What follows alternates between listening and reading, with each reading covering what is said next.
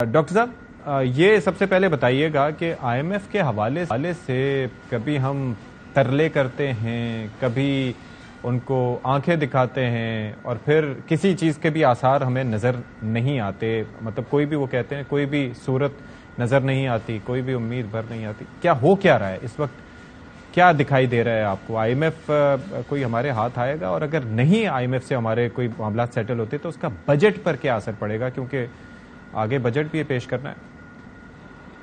So Ashfaq, these are all very important questions. 3 नवंबर का review होना था, आज हम 21 मई को बात कर रहे हैं और अभी भी स्टाफ लेवल एग्रीमेंट नहीं हो पाया। Pakistan was very lucky. Covid के बाद Pakistan was already in an IMF programme. Ghana, Sri Lanka, Bangladesh, ये 3 वो ममालिक हैं जिनका IMF का प्रोग्राम पिछले 6 माह में हुआ, जबकि इनको एक नया प्रोग्राम करना पड़ा। पाकिस्तान was lucky कि हम प्रोग्राम में थे। हमने चूंकि 12 इनहराफ किया, इकोनॉमिक अनसर्टेनिटी क्रिएट हुई, पॉलिटिकल इंस्टेबिलिटी ने आई थिंक इस चीज को हवा दी, चाहे वो डॉलर को पैक करना हो, रुपए की कीमत को रोकना हो, यानी कि या हमने पेट्रोल पे सब्सिडी हो, गैस और बिजली के नर्ख चेंज करने में देरी हो, ये सब वो अवामिल थे जिसकी वजह से एक मिसट्रस्ट है between Pakistan and the IMF।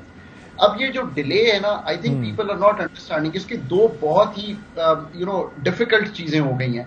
एक तो ये हुई है कि हमारे चूंकि ज़र मुबादला के ज़खायर इस लेवल पे चले गए हैं कि IMF के लिए वापस कंफर्ट क्रिएट करना, फाइनेंसिंग क्रिएट करना, ये बहुत मुश्किल हो रहा है। सो आई थिंक पहली तो सबसे ये मुश्किल चीज आ रही है IMF को। और and IMF is being extra careful on Pakistan because obviously commercial रसाई नहीं है, मल्टीलैटरल्स की रसाई थोड़ी है। फ्रेंड्स ऑफ पाकिस्तान भी यही कह रहे हैं कि आप टाई अप करें फंड IMF के साथ। So I think that is where we stand with the IMF। To be honest, इस वक्त जो मैं गवर्नमेंट की बात सुनता हूं, I think they are wanting to do the programme, they are wanting के स्टाफ लेवल एग्रीमेंट हो जाए, बट बिकॉज डिले की वजह से बजट सर पे आ खड़ा हुआ है, सो उसकी एक डिस्कशन शुरू हो गई है, टाइम पीरियड कम रह गया। अशफाक, हमारा प्रोग्राम ये 30 जून को नॉर्मली खत्म हो जाता है, अभी 9वां रिव्यू कंप्लीट हुआ, 10th एंड 11th रिव्यू भी बाकी हैं। सो ये है overall scenario. Best case scenario यही है कि अब भी चूंकि IMF ने डिसएंगेज नहीं किया इस प्रोग्राम की जिम्मन में कि हम किसी तरह ये कर लें, अगर नहीं करते तो फिर या तो इस प्रोग्राम को थोड़ा हमें लेंथन करना पड़ेगा, जुलाई अगस्त तक लेके जाना पड़ेगा, या हमें IMF के साथ अगर ये प्रोग्राम क्लोज होता है तो एक नए प्रोग्राम की तैयारी करनी पड़ेगी। बिकॉज अगर हम अपने ये 4.3 अरब डॉलर के इर्द गिर्द एक टाइम गुजार भी लें, आगे इट्स डिफिकल्ट। ठीक है खुर्रम साहब, आपसे तो हमारी उस दिन से बात हो रही है जब से हुकूमत इक़्तिदार में आई, और तब से जो इनके फैसले हैं उसके ऊपर अक्सर और बेशतर हम डिस्कशन करते रहे। एक मामला बड़ा था एक्सपेंडिचर्स के हवाले से कि हम पूछते थे कि वैसे तो कभी कोई बात करते हैं, कभी कोई बात करते हैं कि इधर सब्सिडी देंगे, इधर सब्सिडी देंगे, लेकिन ये जो ब्लीडिंग हो रही है, एक्सपेंसेस एक्स्ट्रा ऑर्डिनरी हो रहे हैं, काबीना का साइज आप देख लें और इसके अलावा बाकी खर्चे शर्चे देख लें, तो क्या ये भी नजर आते हैं IMF वालों को? और जाहिर है कि वो इस पे भी कोई बात करते हैं।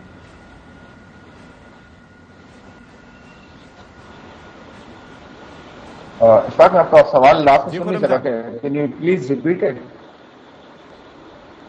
मैं ये अर्ज कर रहा था कि ये जो एक जानिब हम मुतालबात करते हैं, सीरियसनेस हुकूमत की, चले डिस्कस कर लेते हैं कि वो कितनी सीरियस है ये प्लान करने में, और जाहिर है कि उसकी क्या तवज्जो है तमाम तर मौशी मसाइल के हल पे मरकूज, या सारे सियासी मामला वो इस वक्त देख रही है। क्योंकि इस वक्त कैबिनेट साइज देख लें, उसके ऊपर भी हम बजट हम डिस्कस कर चुके हैं कि इट्स वेरी हाई। तो क्या ये चीजें भी होती हैं कि IMF डील होने में ये भी रुकावट बनती हैं? IMF वाले देखते हैं कि भाई ये बातें कुछ करते हैं और इकदाम कुछ और। बिल्कुल बिल्कुल इशफाक, ये बहुत बड़ा कंट्रीब्यूशन होता है इस चीज का कि आप क्या कह रहे हैं और क्या अमल कर रहे हैं। और आपने देखा है कि पिछले 10 महीनों में हम सब ये बात करते आए हैं कि गवर्नमेंट को अपने एक्सपेंडिचर्स को कैसे कंट्रोल करना है, एनर्जी को कैसे प्लान करना है, कैसे अपनी कमिटमेंट दिखानी है। तो उसका बहुत बड़ा फुकदान रहा है। देखिए, 2 हिस्से होते हैं IMF या किसी भी इंस्टीट्यूशन के साथ आप डील करते हैं तो 2 हिस्से उसके दिखाते हैं कि जब भी इस तरह की कंट्री सिचुएशन फेस करता है, उसमें ये तो डेस्परेट सिचुएशन है ना, ये तो एक यूजुअल सिचुएशन भी नहीं कि कोई गवर्नमेंट अगर आए हुकूमत में, उसके बाद वो अपना एक प्लान दे और वो डील करे IMF के साथ और बिजनेस एज यूजुअल चले, कि IMF ट्रस्ट भी करे कि आप उसके मेंबर हैं, और फिर वो आपके साथ आगे चले कहे कि जी ये लें पैसे लें और आप अपना काम करें और हमें फिर अपनी जो है वो जो कंडीशंस होगी आप वो पूरी करते रहिएगा। ये वो सिचुएशन नहीं थी।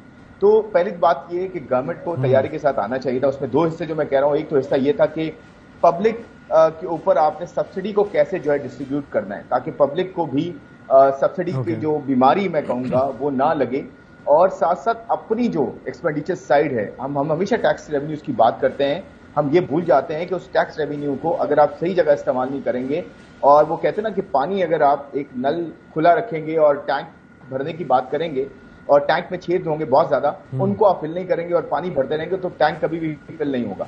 तो यही हमारे यहाँ रहा है कि हम टैक्स की तरफ ध्यान हमने देते रहे, और अभी भी हम टैक्स वसूल करने की बात करें, आप देखेंगे बजट में कितने टैक्सेस लगेंगे, बजट में बेतहाशा टैक्सेस लगेंगे। आप देखिए सुपर टैक्स को इनसे जो पिछले फाइनेंस मिनिस्टर थे उन्होंने कहा था कि सिर्फ 10% एक साल के लिए लगेगा, और वो देखें अब कंटिन्यू हो रहा है, और 10% सिर्फ कंटिन्यू नहीं हो रहा बल्कि अब तो जो स्लैब्स हैं छोटी कंपनीज पे भी अब वो जो है 1% से लेकर अप टू 10% जो है वो आहिस्ता आहिस्ता सुपर टैक्स लगने जा रहा है। तो ये जो एक्सेसिव टैक्स बर्डन है ना, ये इकोनॉमी को मार देगा, ये चोक कर देगा आपको। और आईएमएफ का प्रॉब्लम ये है आईएमएफ के साथ डील करने का कि एक तो डेफिनेटली आईएमएफ आपको ड्राइव करता है हर तरह से, अपने टेम्पलेट यूज कराता है आपसे क्योंकि आप उससे पैसे लेते हैं।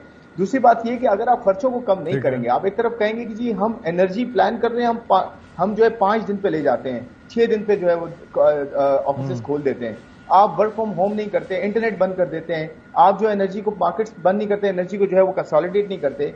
आपको पता भी सबसे बड़ा हिस्सा आपके इंपोर्ट्स में एनर्जी का है, और आज ऑयल प्राइसेस थोड़ी सी शुक्र है नीचे हुई है, अदरवाइज अगर ऑयल प्राइसेस ऊपर चली जाए जो कि मेरा ख्याल में आगे जाके प्रॉब्लमेटिक होंगी, तो वो आपको और ज्यादा हर्ट करेंगे। तो देखें, एक तरफ अगर आप एक्सपेंडिचर्स को कम नहीं करेंगे, इंटेंट नहीं दिखाएंगे और फिर एनर्जी को प्लान नहीं करेंगे, इंपोर्ट बिल को इस तरह से प्लान नहीं करेंगे और आर्टिफिशियली उसको रोक के रखेंगे, रिस्ट्रिक्शन क्रिएट करेंगे। ये तो अच्छी बात है कि अभी जो लास्ट करंट अकाउंट सरप्लस आया है उसमें जो बैकलॉग है एलसीज का वो क्लियर हुआ है, और जो रीपेमेंट्स है वो क्लियर हुई है। यहां से हम थोड़ा सा नॉर्मल हो गए हैं, लेकिन वो भी देखें, उसका भी नंबर देख लें, इतना कोई हाई नहीं है।